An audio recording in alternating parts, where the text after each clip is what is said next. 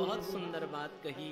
ध्रुव जी ने कहा, हे प्रभु, आपके चरणों में हमारी भक्ति हो जाए। परम पूज्य परम श्रद्धेय स्वामी श्री राम सुखदास जी महाराज कहा करते थे, उनका ये महामंत्र था, यही कहते थे, कम से कम हर 2, 4, 5, 10 मिनट में कम से कम एक बार कहा करो, हे नाथ, हे मेरे नाथ, मैं आपको भूलूं नहीं। वास्तव में यही जीवन के सबसे बड़ी उपलब्धि है कि हम भगवान को भूल न जाएं। भगवान ने कहा, ध्रुव, हमने तुमको भक्ति का वरदान तो दिया ही है, लेकिन तुम्हारे मन में जो पहले अभिलाषा थी उसको भी पूरा करेंगे। क्यों? क्योंकि अगर तुम्हारी ये अभिलाषा को पूरा न करें तो फिर आगे चलकर ये कामना तुमको परेशान न करे, फिर तुम्हारा पुनर्जन्म का कारण न बने। इसीलिए जाओ, जिस राज सिंहासन पर बैठने की लालसा थी, 36,000 वर्ष तक उस राज सिंहासन में बैठोगे। ध्रुव जी को वरदान देकर भगवान अंतर्ध्यान हुए हैं। ध्रुव जी आए हैं।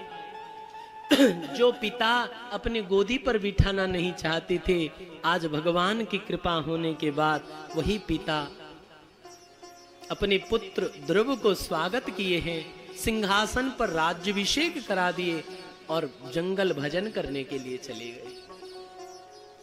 ध्रुव जी ने 36,000 वर्ष तक अपनी प्रजाओं का पालन किया। एक बार ध्रुव जी के छोटे भाई उत्तम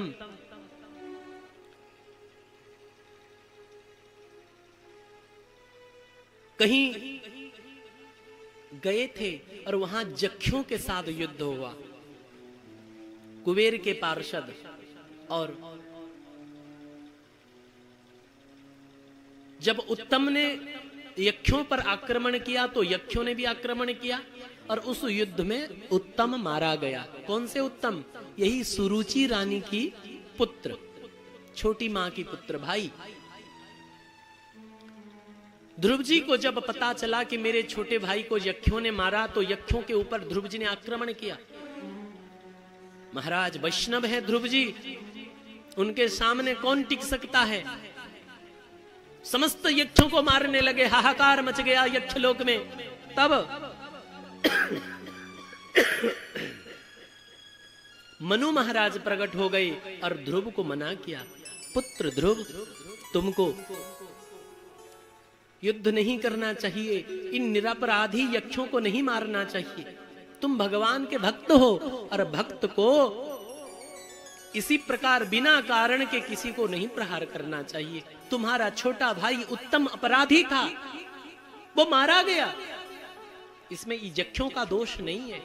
अपने पितामह दादाजी मनु जी महाराज से सुन के ध्रुव जी युद्ध से विरत हो गए और उनके मन में भी बड़ी वैराग आया, देखो मैं कहां फंस गया, कौन मेरा, ये सब माया है। इतना सोच के ध्रुव जी अपने पुत्र को राज सौंपकर ध्रुव जी भी वन को भजन करने के लिए गंगा किनारे आ गए। और गंगा किनारे ध्रुव जी ने फिर से भजन किया और भजन करते करते श्रीमद् भागवत में वर्णन आता है कि भगवान के दिव्य धाम से ध्रुव लोक से विमान आ गया। बोलिए ध्रुव जी महाराज की जय हो। मृत्योर्मूर्ध्निं पदं दत्त्वा आरुहो हाद्भुतं गृहम्। ध्रुव जी को पार्षदों ने कहा, हे ध्रुव जी विमान पर आरूढ़ हो जाइए। तो ध्रुव जी ने मृत्यु के मस्तक पर चरण रख के विमान पर चढ़ा, अर्थात ध्रुव जी ने सदेह भगवान के धाम गए। सदेह, शरीर नहीं छोड़ा,